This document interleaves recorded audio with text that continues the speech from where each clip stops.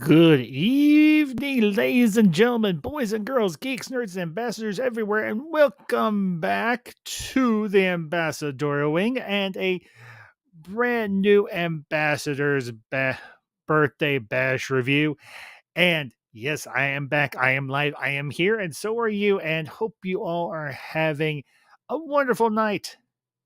It is Tuesday night. It may not be your typical party night, but for yours truly, it is party time. And tonight, we're kicking off a brand new review series for one of my all-time favorite review movie series from the 90s, even going into the early 2000s, Kevin Smith's Askewiverse.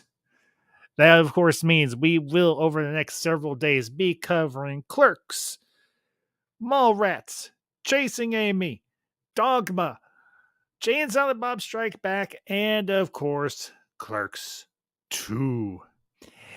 And if this is your first visit or you are a regular visitor here to the Ambassadorial Wing, welcome. I am glad you are here tonight. I hope you enjoy the stream. And if you do want to be a part of the stream, because I do not exclude unless you are a troll or a butthead, the link is in the chat. If you want to come on in tonight and share your thoughts about Clerks, the link is there. Use it. And to everybody that is in the chat, everybody that's watching either on YouTube, on Facebook, or on Twitter, I hope you all enjoy the stream tonight. And thanks for being here this evening. Enjoy as I said in the chat, it's party time. PART. Why? Because I gotta. And to all my friends in the chat, old and new alike, Elisa Victoria Parker, TWMK Point Extra Lounge, Classic Comics was in here a little while ago, and of course, Fook Norris, who's listening to us from work. Thank you, my friends, for your well wishes. Thank you for your comments in the chat. And again, I hope you enjoy the stream tonight. So, with no more further ado, I shall lay still the grace that is in my tongue. And tonight we are going to break down Clerks.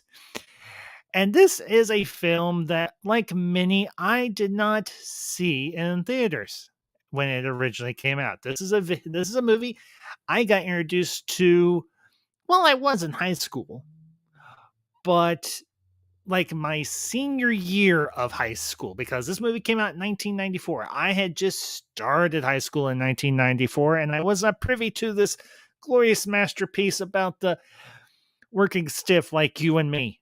And this is a movie that had a very large impact. This is a movie from a director that I have a great amount of respect for. That, of course, being the one, the only Mr. Kevin Smith. And look, I am going to say it. Not everybody here tonight is going to be a Kevin Smith fan. I respect that, particularly of his later work. But tonight we're not talking about his later work. Tonight we are talking about what got him his start in directing, what got him his start in this thing called show business. And we're going to talk about our own experiences being clerks, because we all have worked those 9 to 5s. We have all worked those cashier jockey jobs. Hi, hello. I'm one of those people. I'm sure there are many who are watching tonight and many more who have done it as well. And this movie really gives an insight into both the mundane and the more or less than ordinary goings on of being a clerk. And this also was, as I said, this was Kevin Smith's big entry into show business. And I have to admit, the first time I watched this movie, and I have watched it numerous times over the years, it is most definitely a film that is still as relevant in 2022 as it was in 1994.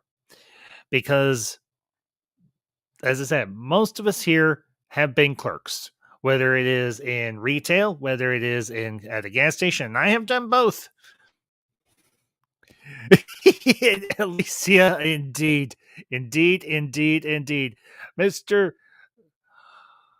Dante Hicks and Mr. Randall Graves have anything but an ordinary day in their roles as clerks at the Quick Stop Gas and Go and RTS Video, or is it RST? I think it's RTS Video. And I really have to level with you guys. I rewatched this movie just the other day, and it still cracks me up. I mean, you've got a love triangle. Well, technically, you got a love quadrangle, which is four-sided, because, of course, as Mr. Randall Graves said to his buddy Dante, I guess the four of you better have a conversation. And Dante's like, the four of us? He's like, yeah, you, you, Caitlin, Veronica, and Caitlin's fiance. So, and another good friend of the channel, you know him, you love him, the George. I like the name change, bud. George just got back from watching Clerks 3, is one of my back from an emotional Clerks 3. Yeah, Alicia, I knew that. I knew that Kevin Smith had based these on his own real life experiences working as a clerk. He'd actually worked at that particular Quick Stop Gas and Go, and that's why they were able to. I mean, let's get down to brass tacks. This was an independent film. It was a low budget independent film. That's why it's shot in black and white. But I will say this: I love the fact that this entire film is in black and white, and it works. It's almost like it almost puts you in the mind of a documentary. It's like, let us look into the daily goings on of the clerk. See how he scampers, see how he uses his shoe polish and a large piece of fabric to create a sign and then plaster it on the front of his place of employment and hearkens people and assures them that we are open to come on in. Yeah, unfortunately, Alicia, I do know one of the producers behind it, and we won't bring him up here because I don't like to mention people who. Yeah, I know who produced it. I'm very well aware of it, but we're not looking at who produced it. We're looking at who directed it. And there's a reason why it's in black and white. I can't remember the reason why, Alicia, for the life of me. I wish I could. If you want to pop that into the chat, Alicia, by all means do so. But this little gem of a film really does encapsulate the true drudgery of being a clerk, of working in retail, working in customer service, in the customer service industry. And I have done it. I imagine a lot of us have done it. I mean, I've done it in retail. I've done it in the food industry. I have done it in working in security. None of it's fun. None of it's easy. And oftentimes it's the people that you work with that helps you get through the day. And it's really true. Although I would say in Dante's case, Randall at times is more of a hindrance than a help. But at the same time, Randall does mean well. Even when he brings, well, there's no gentle way to put it, when he brings hermaphroditic porn to the quick stop for him and Dante to watch. That right there was that was a hell of a thing. And it still is a hell of a thing. Two street guys watching hermaphroditic porn. Not something you would ever imagine happening at a convenience store. Ever. Not to mention a old man going into the bathroom with an adult magazine, having a heart attack while in mid, All right, I'm gonna make a joke. It's gonna be kind of bad here, but it works. An old man in the bathroom with an adult magazine dying mid stroke. And then Dante's would be girlfriend, Caitlin Bree, going into same said bathroom and, well, unfortunately, getting the young lady getting violated, and you can't help but laugh, but at the same time, you feel incredibly bad for her. Well, and give a very warm welcome to an old friend of the channel, a fellow ambassador. You know her, you love her. She is a huge fan of the Orville verse, the one and the only, the Lisa Victoria Parker, or as we know her around here, AVP. Hey, everybody. Happy birthday, Ambassador. Thank you, Alicia. How are you doing, my dear? I'm doing well, thank you. I saw your post on Twitter earlier today, or well, so my condolences on the passing of your friend, truly. Thank you. Appreciate that. You're welcome. But by the way, I love the hat. I do. I got this when I went to go see Clerks 3. I got that when I went to see the Clerks 3. And this shirt came from it too. Really? George is going to recognize this. Yes. Probably. Oh, man. I unfortunately, like I told George in the chat, I'm probably going to have to wait until it comes out on Blu-ray before I'll be able to see it. But you know what? I can wait. Because I guarantee you, it'll come out on Blu-ray. The last one did, the Jan Silent Bob reboot. It came out on Blu-ray. Yes. So I imagine they'll do this one too. So yes, they will. Alicia, your thoughts on the original, the one, the only Clerks. So, floor is yours, madam. Oh my goodness! So as a female, it's got a very twisted humor. I'll say that much. Twisted? That's the understatement. Very bizarre sense of humor because you have the guidance counselor who's doing all sorts of wacky things with eggs. I mean, I know. Okay. I mean, I would have thought at one point, and okay, I'm going to go out there. I don't normally go out there, but I'm going to go out there. I would have thought Dante would have been like, yeah, he took the dozen back into the bathroom and was trying to fit them up his keister to see if they would fit. Yes, exactly. And then the woman checking the milk. Oh my goodness. So that's actually Kevin's mother doing that. Oh my goodness. Checking for the freshest milk. And also give a warm welcome. You know him, you love him. He is back from his viewing of Clerks 3. The George. Yeah. Hey, George. Good to see you, buddy. Hey, Ambassador. Hey, Alyssa. Hey, George. Hey guys. Buddy. So as you said in the chat, you just got back from seeing Clerks 3. Now, without any spoilers. Overall, I had a great time with it. Did you? And I love that we got to see behind the scenes work after the film. It's not my favorite Kevin Smith film, but it's up there with the first two Clerks and Chasing Amy for me. Like those are like my top 4 like favorite Kevin Smith movies. I can dig that, and as I mentioned, I'm going to be covering all this over the next few days. So, George, let me ask you: have you ever worked like a customer service retail job?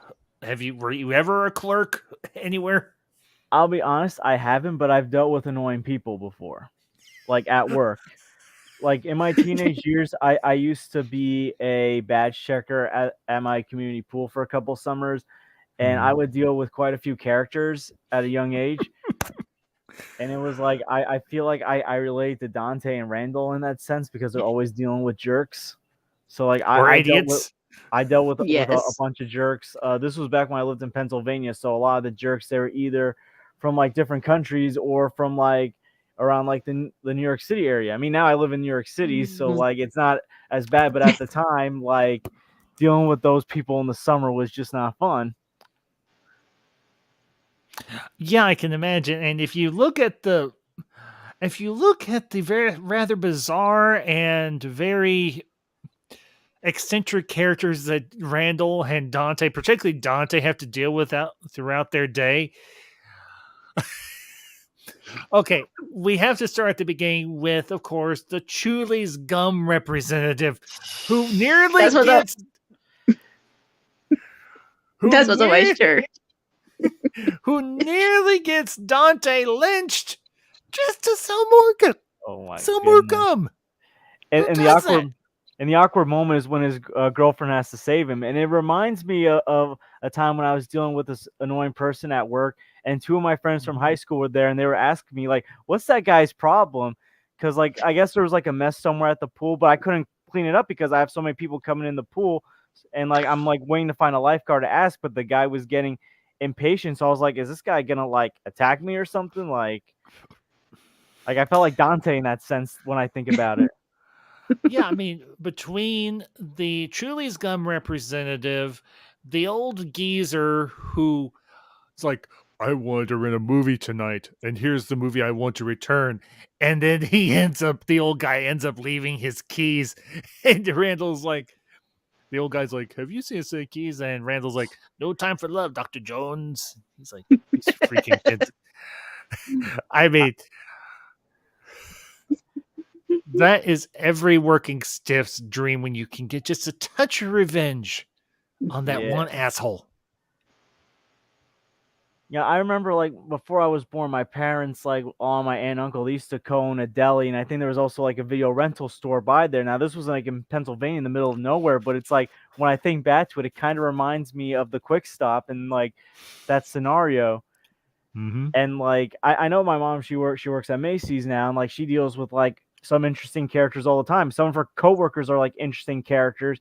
Some of them are like Mm-hmm. my age or younger, and it's like, where do they find these guys?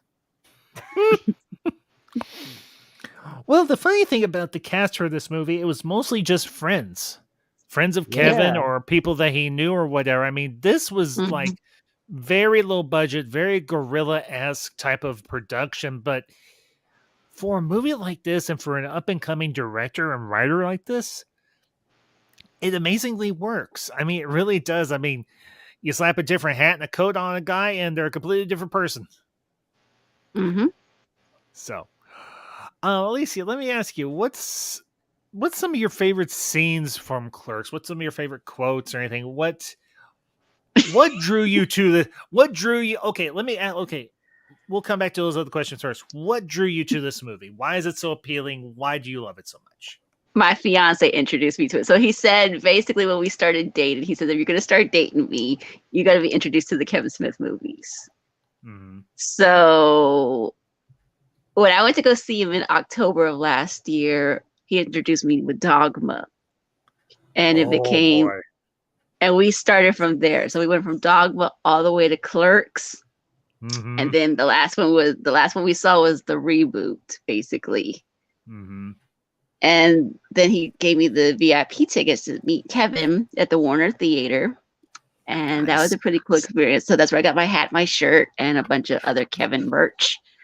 So Yeah, I seen yeah, you that's how took a picture with him, didn't you? I got 7 pictures done with him. Nice. Let me ask you, what was he like? If you don't mind me Very asking. nice. He's very sweet. He gave me a hug and he was like, "Oh, you're so sweet. I'm happy for you." Yes. And he, when I told my fiance sends his love, you know what? Tell him I said hi. So he was very, very nice, very, very gentle and kind. I I know, people have an issue with some of his later work, particularly Yes. Masters of the Universe and other things. Right. And but you know what? I say this: I don't care. You got Yeah. beef with him. This man has done more in his few years than a lot of people will do in their whole lifetime. I mean, True. And he he's he very took humble. Yes.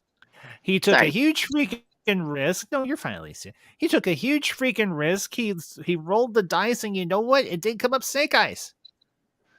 And Mm-hmm. he has had at least through the early to mid 90s and into the 2000s, he's had a relatively successful career. Mm-hmm. I mean, the guy's a huge geek, just like the rest of us. He just happened to got the chance to make movies. Yep. So, um, George, let me ask you, what attracted you to in particular Clerks, and overall the, as I call it, the View Askew averse. So, like, it was the beginning of 2020. It was March 2020, and we know what happened around that time. You know, people were getting sick. You know, things were shutting down. I was furloughed for a while, so I was finding different like streaming services to watch movies since I had all this spare time, and I was experiencing a lot of first time with movies, and one of them was Clerks early on. So I was like, oh, I'm gonna try this film out. I've heard a lot of positive things about it, and it instantly like resonated with me. It instantly like clicked in my head. Like even though I was never a clerk, just how like similar I was to Dante and Randall. Now I did go to college, unlike them, but like dealing with like annoying people, feeling like you're sometimes not living up to your full potential, like you can probably do better. Like a lot of that stuff like resonated with me. You know, just seeing like how like they embraced nerd culture back then before it was cool, which was like something I did like back in like middle school and high school before it was like cool. Like it started becoming cool when the first Avengers came out when I was in high school, but like before that, like I always embraced it. So just like how like it resonated with me. And this was like a film that the last couple of years I've gone back to rewatch the most times after that first viewing. Not just because it's a short film, it's an hour and 30 minutes, but because the more I rewatch it, the more I fall in love with it. And then like my second film was Chasing Amy, and like I fell in love with that film the second time I rewatched that film. Then I got to experience Mallrats, Jay and Silent Bob Strike Back, Dogma. It took me a while to get to watch Clerks too, but when I watched that film, I fell in love with it as well. But yeah, it has been like an interesting journey these past couple of years rewatching Clerks, and this being my most revisited film. You know, I have them all. Now, here's the crazy thing. I was able to find most of them secondhand. The only one I had the most trouble finding was Dogma. I'm still having problems finding it. You can get it off of eBay, and you can get it off of you can find it on Amazon, but eBay is your best shot. I think Madam Ambassador got my copy off of eBay, and it is a special edition for like $20. Okay, so that's more reasonable than Amazon. Yeah, because Amazon is higher than a cat's back. But yeah, now you have to take a look through and everything. But now the only thing that mine is missing is the slipcover. But you know what? I can let that go. The funny thing was, I had all these movies a long time ago, and I traded them in. I'm like, and then a couple of years ago, I was like, I wish I never traded these in because they are so stinking hard to find, because Kevin Smith still has not done Blu-ray remasters of any of them, much less 4K remasters of any of them. I'm like, come on, Kevin, you're killing me here. But it's, you know, these films are, as a good friend of mine of the channel and everything said, these are kind of like my comfort films, particularly Clerks and everything. It's when you've had a really sucky day at work, you can come home, put this movie in and go, hey, this guy had a worse day than me. I mean, okay, let's really get into this here. The stuff that Dante and Randall get into is absolutely beyond the pale hysterical. I mean, let me ask both of you, what's one of the scenarios that Dante and Randall gets into that you found the most humorous? Julie Dwyer's funeral. Oh yes, I remember that one. That's a good one. Now, here's a fun fact. Technically, in chronological order, Mallrats is the first film. This would be considered the second. Yes. And then it goes from there. I knew that. But this was the first one. This was the first one released. Now, did you both know that for the 10th anniversary edition, which I used to have, but I don't anymore, stupid ambassador, stupid.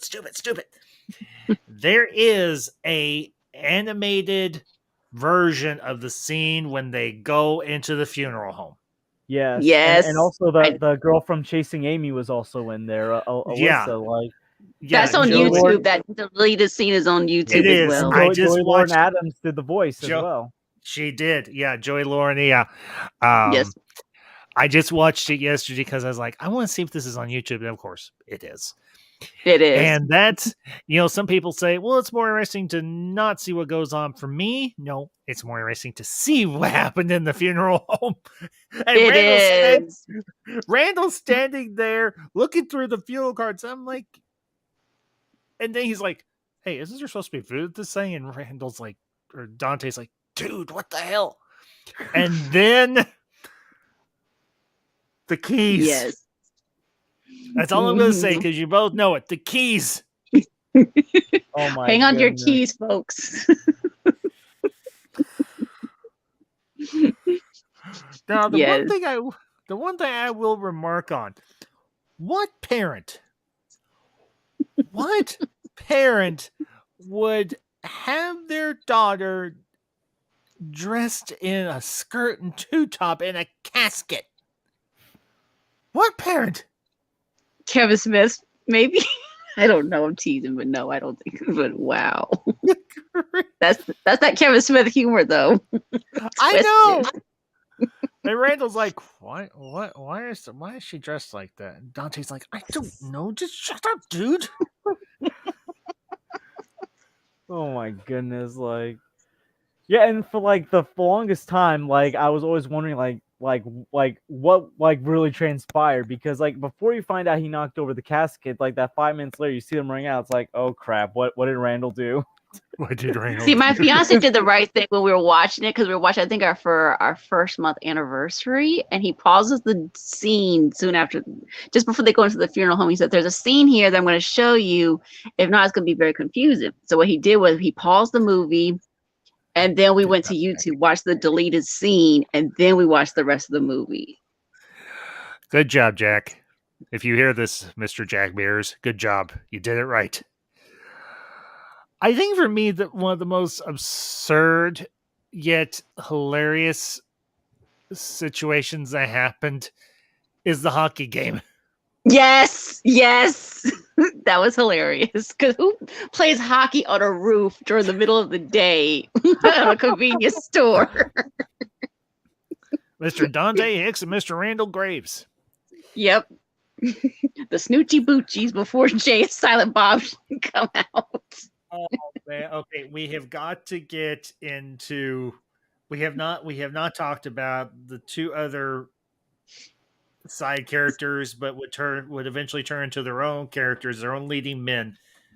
Jay and Silent Bob. Now, who here knows why Kevin Smith always did the part of Silent Bob, or Alicia? Because he wanted to switch the roles, because he knows he talks too much already as it is, and he wanted to switch it up for everybody to say, oh, I talk already, let me switch it up for everybody. And he doesn't want to remember pages and pages and pages of dialogue either. That's true. He only in all, let's see, Clerks, Chasing Amy, I think he only has maybe 10 or 15 lines of dialogue total. Now, of course, the most he ever speaks is in Chasing Amy, when he tells the story, of course, Amy. His Amy. Yes. That changes in Clerks 3. George and I will tell you that much, that he talks a little bit more in Clerks 3. He talks a little bit more than usual. Yeah. Okay, and this is jumping ahead a little bit, but I think my all-time favorite my all-time favorite Silent Bob line of dialogue is from Jay and Silent Bob Strike Back. He goes, the sign on the back of the car says Critters of Hollywood. And yes, I will say, you dumb fuck. Yo, he always has the best dialogue in these movies. Like in Clerks, when he's talking about, not many girls make lasagna, then his like Chasing Amy story and Chasing Amy. But listen, like him and Jason Mewes, they're like the complete opposites in real life. Like Jason Mewes is pretty quiet in real life, while in the Clerk in these Askew Universe movies, he never shuts up. Like right when he first appears, he's just like talking, like, and it's like, damn, this guy just like talks and talks and like. Yes. Now, let me ask you both: do either one of you in the past or currently know someone like Jay or Silent Bob? My uncle Butch was more of a J. Like not Right. just like between like talking very loudly a lot, like sometimes like going off the rails talking, the drug dealing like on the side, but like he did pass away last year, but like the sense of humor, like being funny as well. Like he Mhm. wasn't a saint by all means, but he had like a J Mhm. personality Yeah, to I him. Like the gotcha. more I think about it. Yeah. What about you, Alicia? I know people that are a little bit of both. I would say my fiance is a little bit of a Bob, and Jay's a little bit like a lot of people. Now it's kind of funny you mentioned about the people that won't shut up. So when I went to the VIP thing for Clerks 3, they had a Q&A session. There was one person that, honest to God, he wouldn't shut up, and even Kevin got annoyed with him. He says, "This is supposed to be a Q&A, not an A and Q."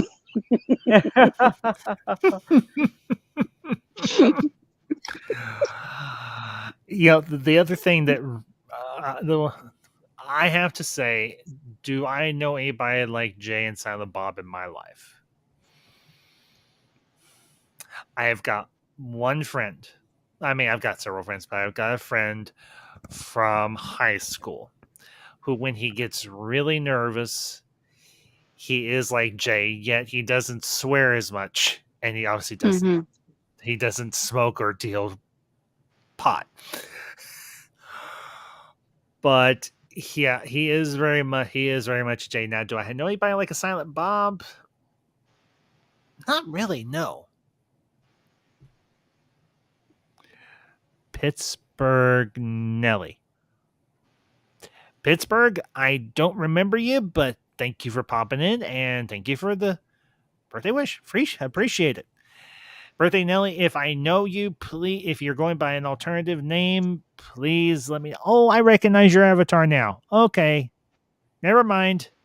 Pittsburgh, I see your avatar now. I recognize you. Thank you, buddy. I appreciate it. So, but as far as a Bob, this is going to sound weird, but considering how much I've talked about her, you all will probably get it. Mother Ambassador. Oh yes, I've heard you say yes. She talks obviously, but she's not like completely dead silent. But when she speaks, she drops some major nuggets of wisdom. And of course, being almost 76, she would. But yeah, this series of films, and particularly this film, I have to admit, is one of the most well written set of comedies I've ever seen. Yet it has within it, I think, a very interesting arc for all these for these characters. Now, in this movie in particular, this is, I think, for Dante, in a lot of ways, him finally growing up and realizing he shouldn't be pining after someone that he can never have, and instead go after the person who is steady. Now, of course, we do find out later on that it doesn't work out with either one of the girls, Caitlin or Veronica, Hmm. and he ends up with oh, for heaven's sake, Rosario Dawson's Becky. character, Becky. Becky. Becky, yeah. But Hmm. Oh my this god. yes, Alicia, care to share? No, I can't. No, I can't Don't spoil it. say No, anything. Oh, is it something from Clerks 3? Yeah. yes, Okay. yes. No, don't spoil it because I do want to see it. Like I said, I'm just gonna have to wait a No, few minutes. we're not gonna spoil it, but yeah, it's like, oh. Oh boy, why did I get the feeling Dante steps in it again? Okay. Oh boy, this is Yeah, I will say Dante, like he had some very beautiful women like pinning for him in these movies. Yes, poor yes. Randall never gets anybody. No, he doesn't. Poor Randall never seems to get the girl, and you feel bad for him. You really do. I mean, In a way, Randall, but in a way he brings it on himself though, too, though. Say it one more Like, time, Alicia. I said he brings it on himself because of what his personality is. And hardly anybody wants to be with Randall, though. Too. Yeah, that's true. So, George, you were going to say something. Go ahead, bud.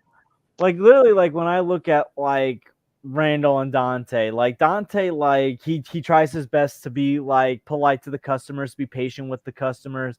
So like Mhm. I feel like I'm like a combination of both these guys because like that's kind of me. Like especially because even though I don't work in the store, I work with children. So for me, like Mhm. I have like I'm kind of like Dante, where I have that patience. I like try to be nice to everyone, including impatient parents or like annoyed Mhm. parents. But also like I have kind of that like Randall like personality where I'm not outlandish, but like I'm content with what I do, even though most people wouldn't be, because it's not like a whole lot of hours. It's not like exactly like teaching, but like Mhm. I'm content with it. Like I enjoy the coworkers, I enjoy the setting, I enjoy working with the kids. So it's like I feel like I have like the best of like both characters, because how many people can safely say they're like Randall where they enjoy their job even though it's not the most fulfilling to most people? Yeah, that's kind of like, I mean, I think it's true with all of us. We've all had jobs where we were like, okay, this is just a means to an end. This is so I can exist, so I can have a roof over my head, so I got food in my stomach, so I can pay my bills. That's, I say this, and I do not say it to gain any pity or any sympathy, because I don't want it. I don't want either. My job right now is exactly that. But the good thing is there is the real opportunity for me to finally move beyond any position I've had before. And I think with Dante and Randall, I think particularly with Dante and with Randall trying to push him and go, look, dude, and even Veronica. Veronica's like, you shouldn't be here. You should be back in school. And Dante's like, hey, will you quit trying to push me? I'm happy where I'm at, even though I'm not happy where I'm at. And it's like, dude, it's like what Dante, it's like what Randall says to Dante towards the end of the film, or before the big blow up between him and Randall, and between Dante and Veronica. Need to either shit or get off the pot. And Dante's like, I never could do that. Even when I was a little kid, I would rather just crap my pants than stand up and go to the bathroom. And you're like, and Randall, as well meaning as he is, I do truly believe that he was well meaning in this. He goes to Veronica and says, look, he's still in love with Caitlin. And she loses it. I can't say unjustifiably so. I mean, I really can't. I cannot say that I do not feel bad, nor do I feel that Veronica was in the wrong. What do you guys, Alicia, George, what do you all think? I Yeah, I can't. mean, I'll let Lisa no, go first because I'm no. trying to Go ahead, actually think George. about what I'm trying to say.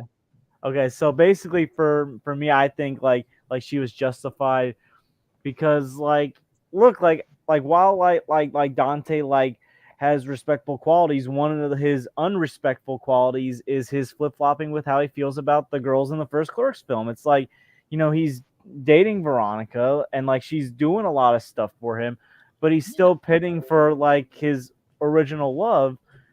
And it's like it looks like she's moved on. Like you need to try moving on because you have this girl that's doing all this stuff for you. Like how many girlfriends like come rescue you at work or make you good lasagna or try to encourage you to like pursue something other than what you're doing right now? Yeah, exactly. Alicia, what about you? What do you I think? would Do you think say Veronica? so for me as a female, I don't like being strung along. It's not fair to be strung along. And so Veronica's perfectly right to say, hey, quit stringing me along, dude. Either figure out who you want to be with, pick one or the other. Don't be sidelined in it. You can't have both ways, dude. So choose. So yeah. Yeah, yeah. I don't think anybody would really say that Veronica was in the wrong for losing her temper, losing her cool, and saying, "You want," as she said it, "You want the slut. The slut is yours." And let's be honest, Caitlin, even though she's wanting to patch things up with Dante, she's leading her fiance on. Now, yeah, I get what she is saying too. She didn't necessarily agree to the engagement. Her mother kind of pinned her in a corner, which isn't fair for Caitlin, but at the same time, she should have enough backbone and enough chutzpah, and obviously she does, to say, look, Mom, Sang, Dad, I don't want to get married. I don't want to just settle down and be a housewife. I want to have a career. I want to have a life and then eventually get married to somebody. And it could have been Sang. Maybe it does eventually end up being Sang. We don't know. I mean, okay. I think she, as Randall said so eloquently yet so crassly, she'll eventually get over sleeping with a dead man. My mom has done it for 30 years. I'm sure Caitlin eventually got over the fact that she unwittingly slept with a corpse. And Yeah. I have to say the coroner's question, and here's the funny thing. Correct me if I'm wrong. Did the coroner and the one customer that came in that was a woman that said that she manually masturbated animals to breed them? Wasn't that the same actress? Or am I wrong? I'm not sure. I need to double check on that one. I don't kind of spring these questions on you. I don't mean to, guys. Sorry. But, the coroner says, what kind of convenience store are you running here? I know. And she's not wrong. Yes. It reminds me of an Orville line saying where it said, this is the weirdest, we are by far the weirdest ship in the fleet. Only this, in this case, this is the weirdest convenience store in the United States. Yeah, it's the weirdest convenience store in New Jersey. And that's saying something. Mm-hmm. New Jersey itself is a very bizarre little state with obviously a lot of bizarre people. Yes. Of course, I live in Indiana. I can tell you right now, there's a lot of weird people here too. That's a nationwide thing, Ambassador. Yes, it is. Yes, it is. Okay. Question for the two of you. Whoever wants to go first can go first. Favorite scene or favorite quote?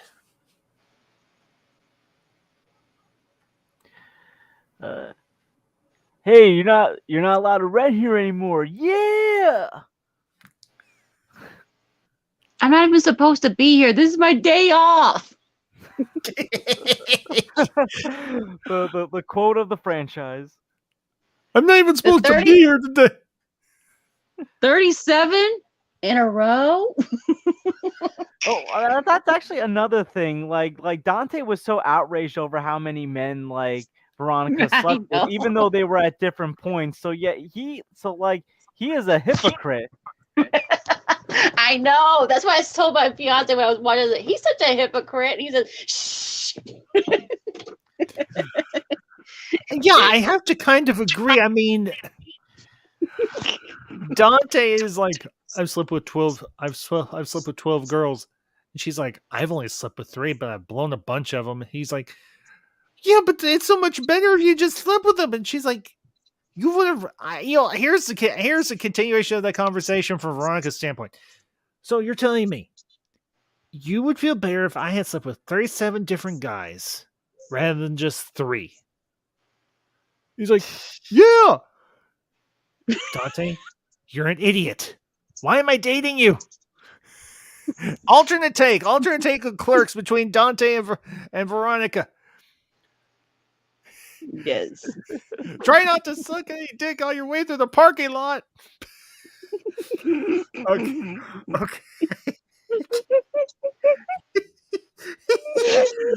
Oh my goodness. Okay. My favorite scene from the whole film. Oh boy.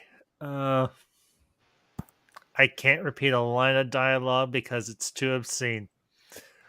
But when Randall is calling the video supply warehouse And the mother and daughter are standing there as he's naming off all of these adult films. Put it where it doesn't belong. Oh my That goodness. poor kid is going to be scarred for life. Holy crap. I'm sorry, that one scene just absolutely kills me for the simple fact that you have to think, what kind of video store is Randall working at that they Oh, would sell that much porn? And they don't have a special section divided up either. or like Not that a we are sign, aware of. or a sign that says warning, we have an adult film section in the store.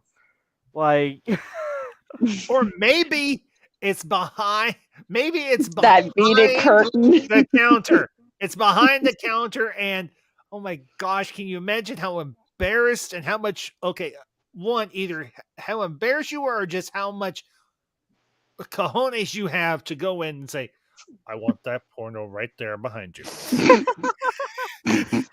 this is what I love about Kevin Smith's movies. Like, this humor would be taboo in other movies, but yet he's the only one who can pull this kind of humor off. Yes. He can make it work. And this movie really is a snapshot of the early, well, let's say 94, early 90s. I'll consider this early 90s. Mm-hmm. Because video stores were still a thing. Kids will never have the experience, and George, unfortunately, you're one of those people, will never have the experience that me and Alicia had of going to a Blockbuster or a Hollywood video, or a family video.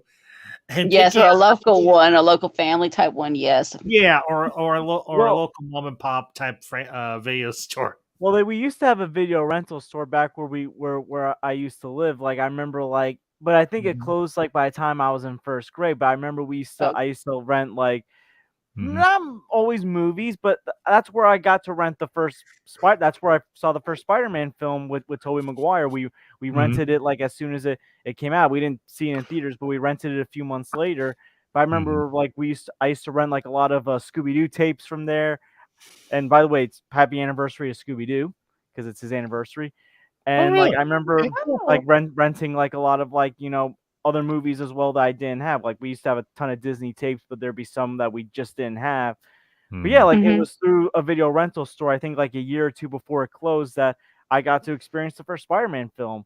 But unfortunately, people that are younger than me, and I've come to a point where I'm like one of the oldest at my job, where I used to be the youngest, now I'm the oldest. And it's like, I look at these guys, I'm like, you guys never got to experience what I experienced as a kid. Like, I feel bad.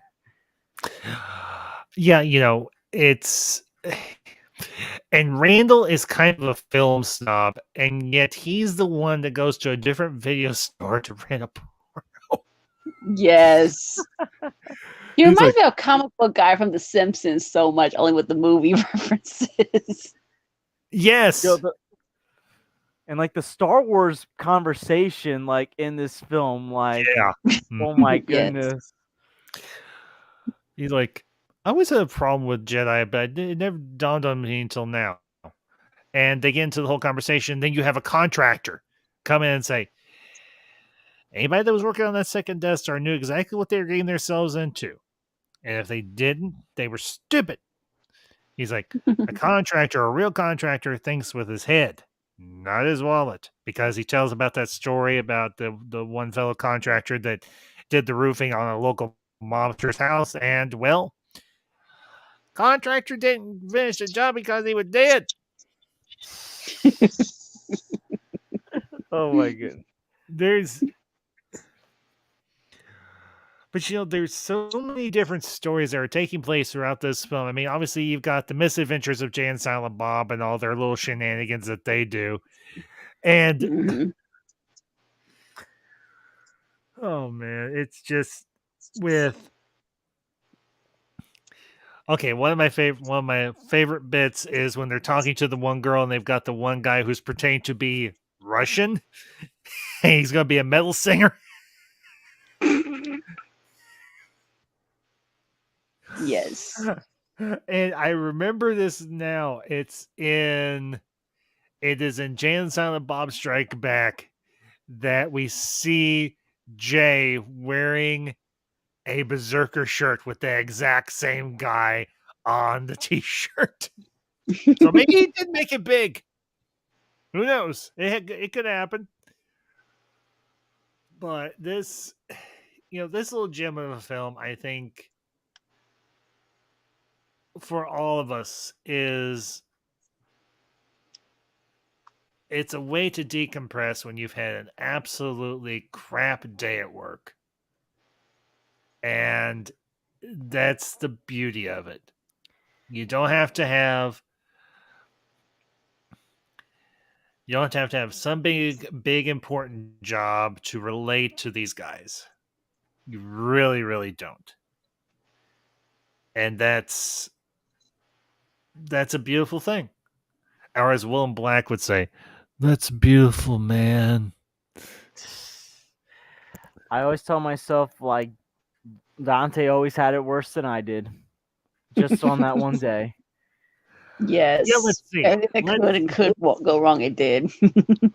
Let's see. What happened to Dante? He got slapped with a $400 fine for Randall selling cigarettes to an underage kid. Selling cigarettes to a, what was it, 3 or 4-year-old? 4-year-old. Yes, the 4-year-old. Yes, 4-year-old. The windows to his place of work get jammed with gum. The locks are jammed. Yes, the locks are jammed. The locks get jammed with gum. He doesn't get to play his hockey game like he wants to. He gets embarrassed at a funeral by his best friend. He loses his girlfriend and the girl he's pining for. But somehow, some way, he does survive. And meanwhile, Randall he's like, is there anything else I can do for you? And Dante's like, you can wrangle for me. And he does. Oh yeah, and he has to deal with a dead body too in his bathroom too. Oh man, yeah, and okay, another thing. He meets the guy that his girlfriend Caitlin was cheating on him with while they were in high school. Rick Darris. Oh yes, him too. Yes, he runs into him again.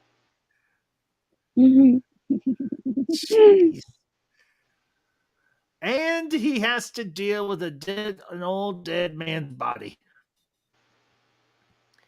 Now, I'm sure afterwards he probably needed said, "I need a drink or I need a smoke." Hey Jay, got some over there for me? And here's the funny thing: Dante and Jay and Bob have a kind of a bonding moment towards the end of the film. And he's like, "You smoke?" He's like, "Maybe I should start." After that day, I'm sure he probably wanted to. Maybe he should, yeah. Now, one question. Did either one of you know there is actually an alternate ending to this movie? Yes. It's referenced in Clerks 3, we'll say that much. Oh, is it? Okay. Yes. Yeah. Well, for those of you who don't know about the alternate ending to Clerks, the first Clerks, Kevin Smith did shoot an alternate ending. And it's a rather downbeat ending, to be blunt. Essentially, a guy comes in to the quick stop and shoots Dante, I think, in the head, and then robs the place. And that's how the movie ends. I watched that on the 10th anniversary edition of it, and I'm like, wow, this is really freaking dark. Like, Dante doesn't get one win at all. Doesn't even survive the day. Yeah.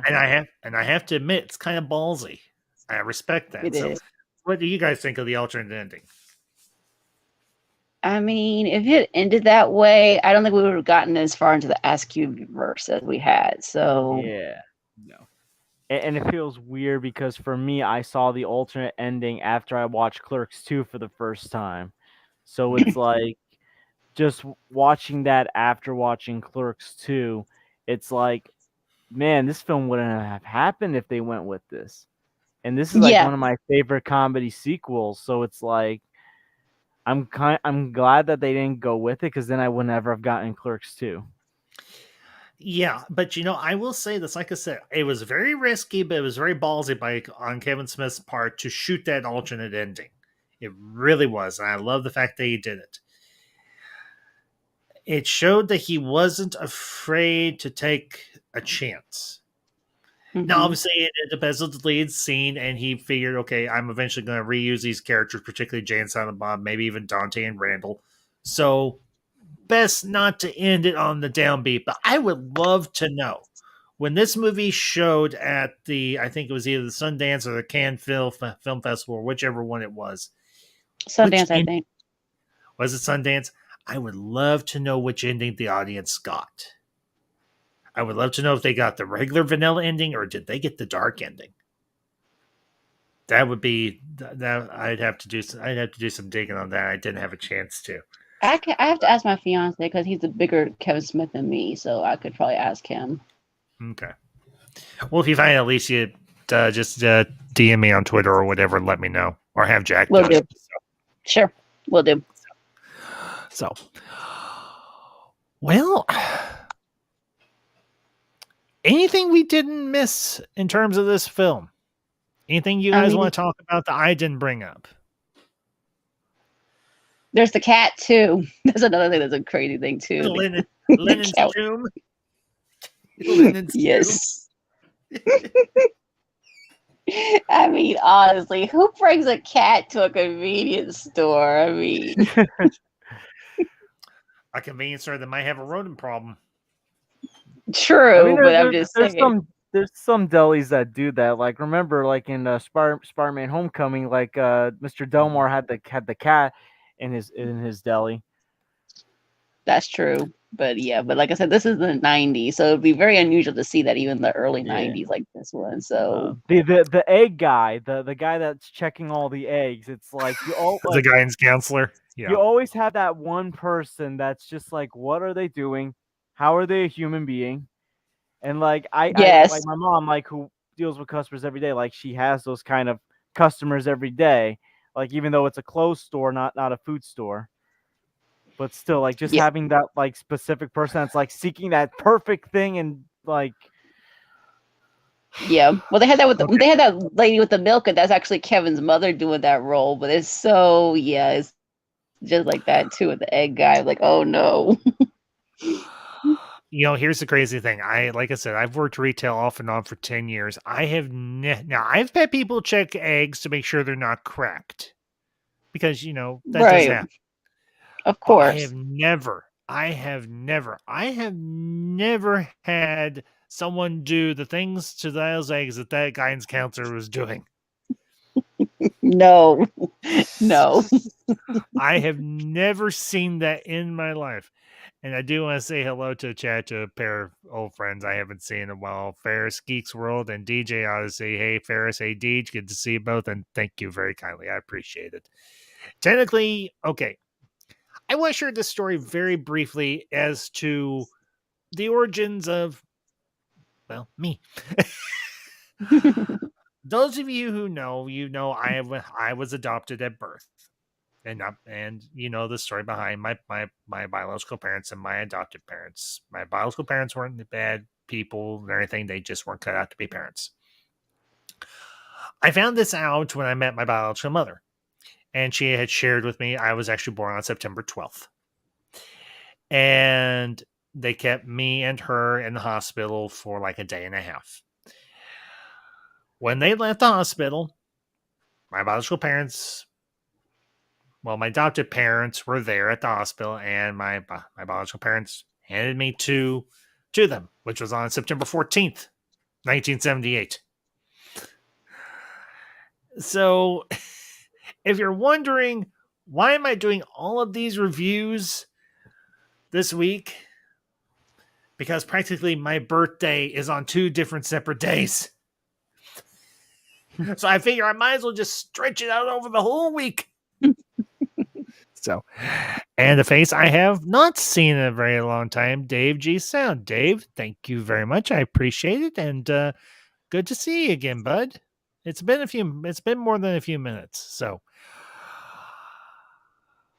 okay, I want to do one more thing before we start to wrap up here. What is the one job, even if it's your current one, that you loathed or had the most annoying people that you had to deal with the most? My badge checking job at the pool, my first job ever. Like I said, I just dealt with so many like annoying people, so many rude people. And here's the thing, I was also slide attendant as well, and like people just not listening to the rules of the slide would just like annoy me, and like they wouldn't even listen to the lifeguards when the lifeguards tried helping. Like, I mean, like it helped me get my second job like when I was in college, which was checking IDs at a gym, and like and that was a much more fulfilling part-time college job at the time, and I had a much better experience there. But yeah, the pool job, I do not miss it. Oh boy. So, Alicia, what about you? It's a tie. So one is security that I had to do where I had to search bags and be like an usher type with that one. I hated that job so much. And then it's also my election job that I do every other year. I deal with so many different characters. I could write a whole book about that. I mean, I've dealt with people saying, "Hey, why did you call my house?" I'm thinking, "Excuse me, I've been here working all day. How could I call your number? I don't even know you." So yeah, both of those have been quite the experience.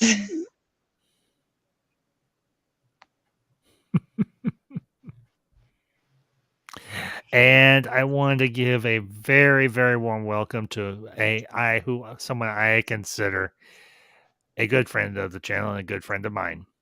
You know him, you love him. We all do. Mr. DJ Odyssey. Happy birthday to you. Happy birthday to you. Happy birthday, Mr. Ambassador. Happy birthday to you. You knew it was coming as soon as you see me pop up below, didn't you? Thank you, Deej. Greatly appreciate it, my friend. Good to see you. So, Deej, your thoughts on Clerks. Have you ever seen it? I'm assuming you probably have. You are a man of taste. I've seen Clerks 1 and 2. Have you seen any of the others? Did you see Chasing Amy or Oh, Mallrats? I have all those. Oh, do you? Yep. So, Jay and Silent Bob Strikes Back. I just watched that the other day. Who's laughing now, you dirty sheep fucker?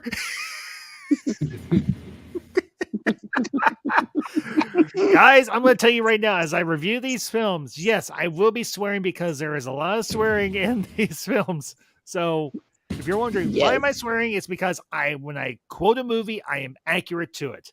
So just watch out for the donkey show. That comes up Sunday. That's coming Sunday.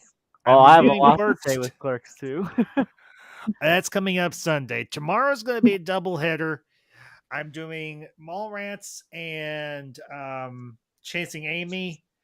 I'm taking Thursday. I think I'm taking Thursday and Friday off.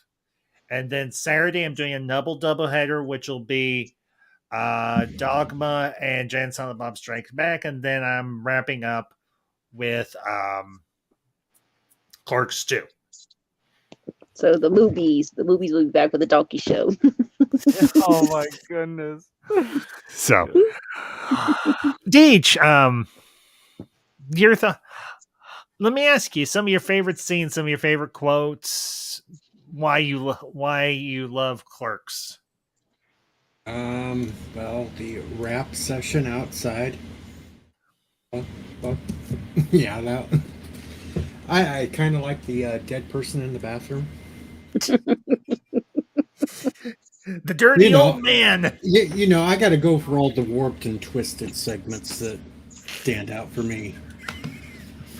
Oh, you're telling me that now have you seen did you see the deleted scene of them in the funeral home? Mm-hmm. Okay, so you know. Mm-hmm. So you're telling me that's not warped and strange? Well, it could have just been slightly more. I would figure you to say, okay, here's a conversation. Alicia, I don't know if you'll get uncomfortable with this. When Dante and Randall are on their way to the funeral home. You know what conversation I'm talking about. Yep. They had other conversations like that too, with the flying car bit too that they did. They did that sketch too. So yes. Oh man. Their sketches live in infamy, so yes. Oh man, that scene where they're talking so casually about a guy trying to give himself head. And one guy succeeds, but he breaks his own neck. That is just so wrong on so many levels. Yes, but I don't think that's physically possible. Oh no, it is physically possible. It is physically possible. Why do you think Marilyn Manson had some of his ribs removed so that he could? Oh Lord! At least that's. You can look it up on a certain website that's a hub. You can find videos of it there. I'll take your word for it. I don't think I want to. Me neither. I'll stick to my fiance instead. TMI, Alicia. TMI. I've even seen females do it to themselves. So I don't. Someone get TMI now. There, you took it too far, Alicia. So we had to counter it with a better thought. Oh, Lord. What was I thinking? Bring you on here, Deej. Yeah, you should have kicked me right off after I got done singing. No, because I like what I like. You should know that 2 minutes of me is about all it takes, and then I go. And you know what? That's why I love you, man. You should have seen the 48 hours I just did.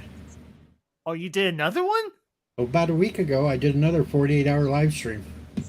I missed it. Yeah, we even reviewed movies on it. Ooh. We did House. See, I got the movie hat from the Clerks 3. We did House on Haunted Hill. I did that one last year. Last Man on Earth. I haven't watched that one. We did Night of Living Dead.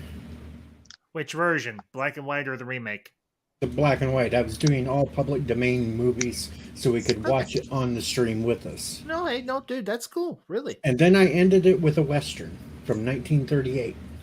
Terror in Tiny Town. What is it? Terror in Tiny Town.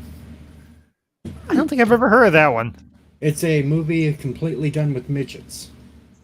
Oh.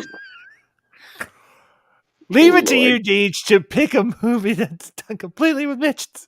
It's a Western, completely of midgets. They ride on Shetland ponies. When it comes to the bar scene with the swing doors, they practically walk under them. Oh, dear Lord. All right, Deej.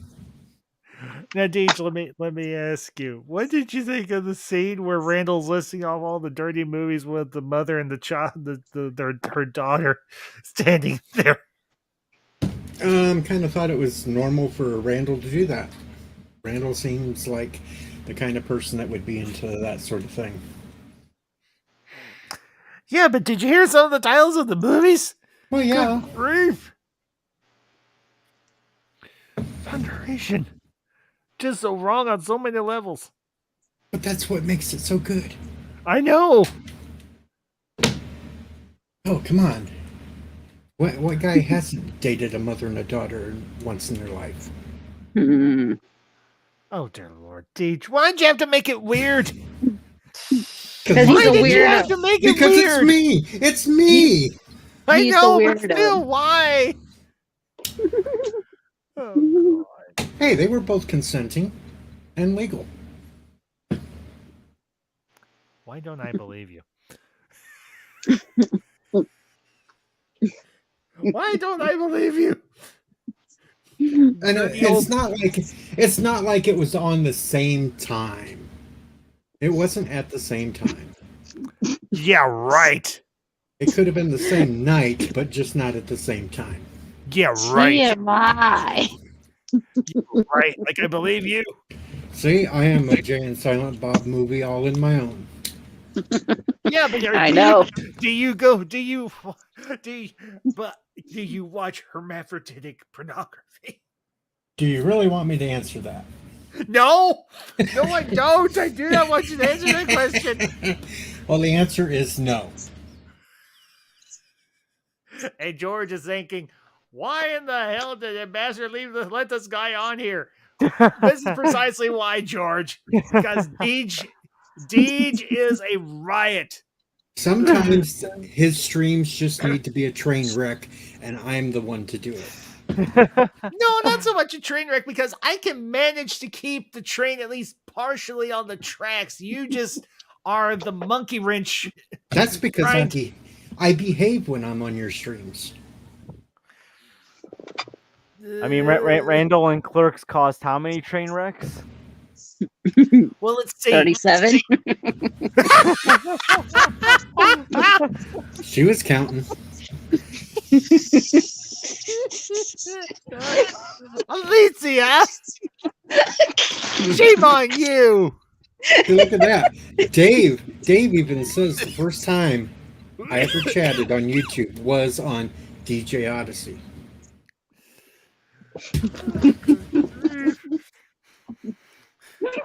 I'm going to. Oh my god! It was really 37 and a half, but at least you forgot half.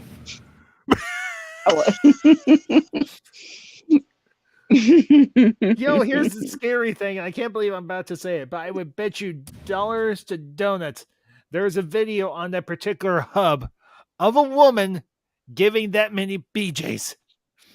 Oh no, it's more. It's more. I'm sure there's some that have way many. There was one on there that she went through 100. I believe it.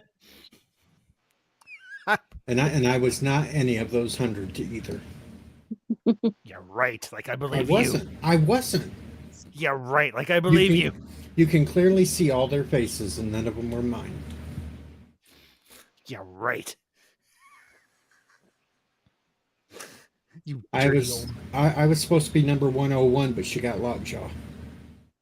You're like the dirty old man who went into the bathroom and died while jerking off.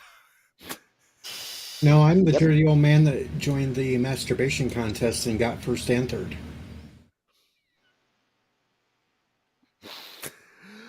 Oh, dear Lord. My face hurts. Oh my goodness. I'm dying here.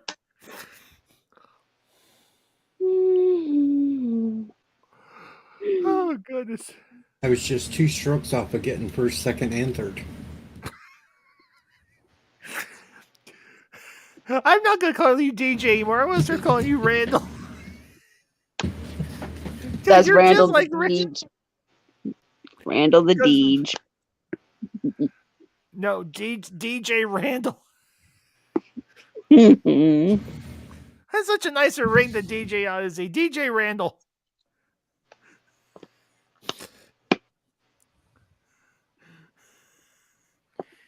Yeah, speaking of Randall, I have a like someone from work sounds like Randall, and yet he's like the opposite of Randall. Oh wow. Like I'm like when I hear his voice, I'm like, oh my goodness, he sounds like Randall, but he's like the complete opposite of Randall. Like he's responsible, he like does his job well, he's not a flake, he showed up every day to work. Wow. I don't think I've ever actually known someone like Randall. I really don't. I've known a lot of Dantes. Oh, I am currently working with a Dante. I am literally currently working with a Dante. A guy who comes in every day, he's like, I hate my job. I hate my life. My life sucks. I can't see my kids. I can't see my grandkids because they all live on the West Coast or they live in the middle of nowhere. And I just hate my job so much. And I so badly want to just grab him like Silent Bob grabbed Jay, and Jalen Bob strikes back and say, "You are a clerk. You are a stock boy. You tag and put out meat for a living. Your job is not that freaking hard, Scott."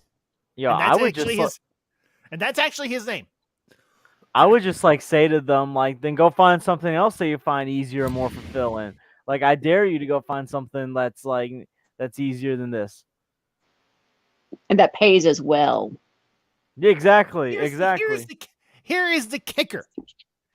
This guy has been with, and most of you know, D, just in case you don't, I work for Walmart. He's been with Walmart for 15 years. He used to be an associate manager or assistant manager, but he couldn't handle it because it took him away from his wife and kids too much. It was too demanding.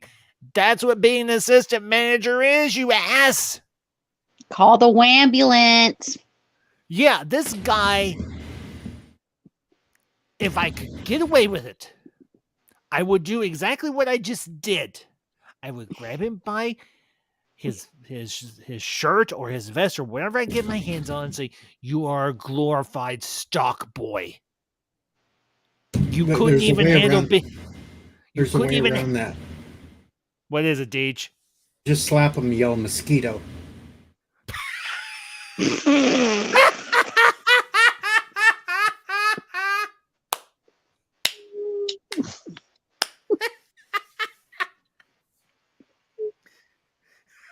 Then if he gets offended, you just say, "I'm saving you from West Nile." I mean it. Everybody else in the department despises this guy. He is quite literally the embodiment of the song from South Park, "Bigger, Longer, and Uncut." Well, Scott is a bitch. He's a big bad bitch. He's the biggest bitch in the whole wide world. He's a stupid bitch. If there was a bitch, he's a bitch to all the boys and girls. On Monday, he's a bitch. On Tuesday, he's a bitch. On Wednesday through Friday, he's a bitch. And on Sundays, just to be different, he's a super king Kamehameha bitch. I understood that reference because my fiance introduced me to that movie too. And you could even exchange either Kyle's mom or Scott for that and go, "Well, Dante's a bitch. He's a big bad bitch. He's the biggest bitch in the whole wide world. He's stupid bitch."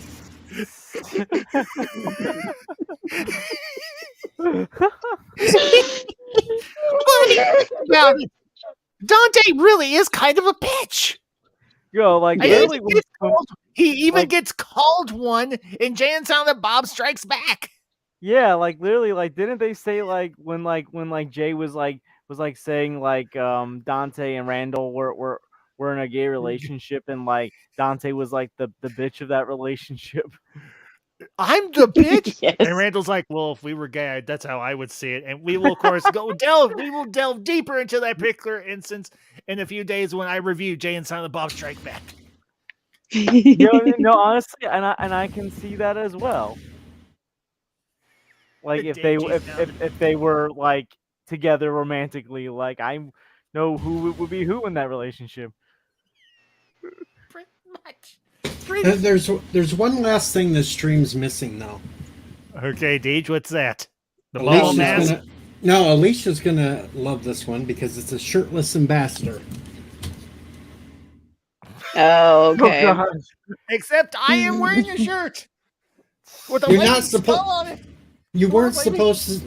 You weren't supposed to stand up. It was making you look like you were. Yeah, but I look better shirtless than you do. Oh. I look better shirtless than you do. Ooh. Just for that truffle shuffle. I happen to like Goonies.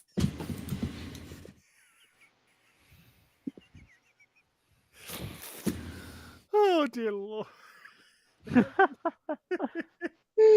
That went south so fast. Yes, but you know what? It's okay because it's Deej and we love him.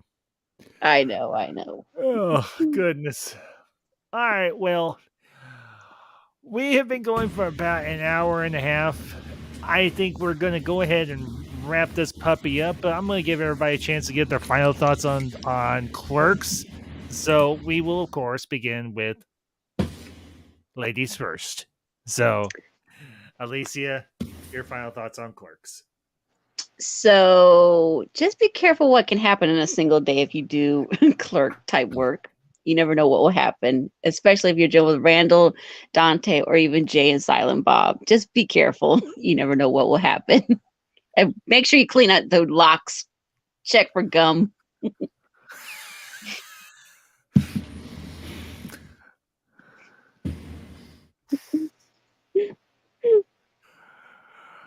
George, Deej. Clerks is probably one of my top 3 favorite movies of all time. I love everything about this film. I love the relatability to a lot of these characters, and just how, like, even though they have a rotten day, how they kind of contribute to that rotten day, like, based on their own actions. Because certain things could have been prevented if Dante made smart decisions, not just Randall.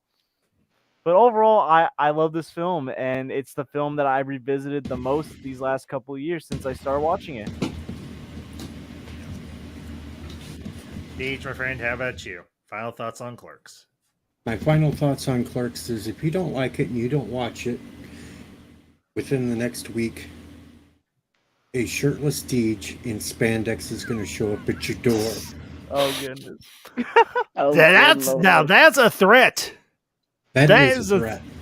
That's a threat. And that's a threat I believe Deej will definitely carry out. I will hunt you down in spandex and show up at your door and dance out for all you and your neighbors. So you better go watch it within the next week. Well, folks, you heard it here first. A shirtless Deej is in your future if you do not watch Clerks. Wearing spandex. Wearing spandex. A shirtless spandex wearing Deej is in your future if you do not watch Clerks.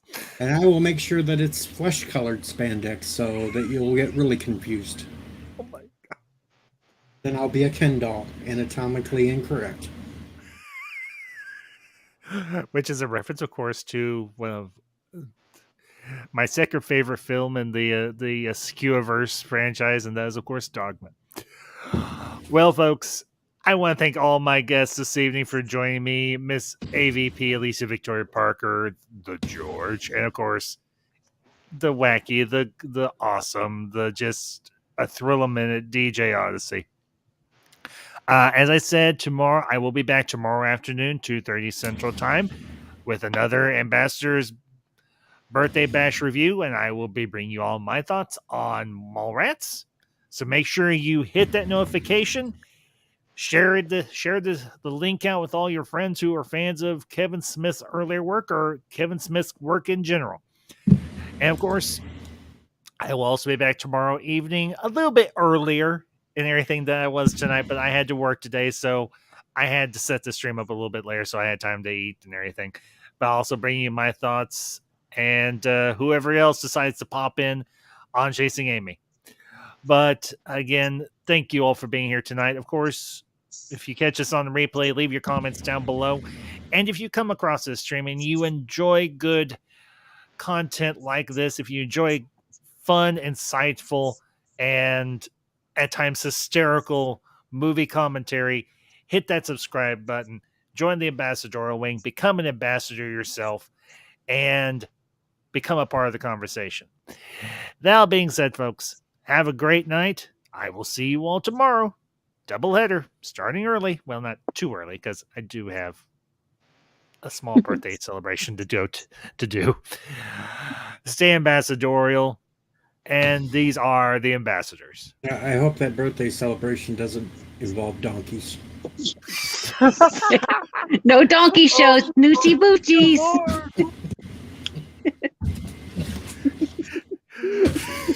These are the ambassadors. Signing off. Yeehaw!